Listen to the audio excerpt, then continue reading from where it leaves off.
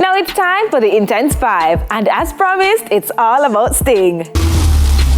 Suspense's outfit and performance. She represented for the ladies definitely. Good job. Why Maka kept saying she ignorant? People on the street saying she forgot her lyrics. But hey, Maka is a veteran, so we know she will deliver regardless. General B, are you okay?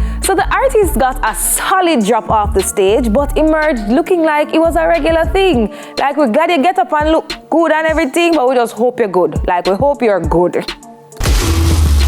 DeMarco posting his receipt for purchasing the Sting stream. The much anticipated clash between him and Shano will, I guess, stay on social media. And finally holding the spot this week. Sting wouldn't be Sting without drama. Coyote and Fully Bad were clashing when out of the blue appears Animosity.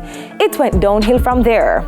Well, it went off the stage, artists fell off the stage, police got involved, people scattered slowly, and that was it for Sting. What did you think?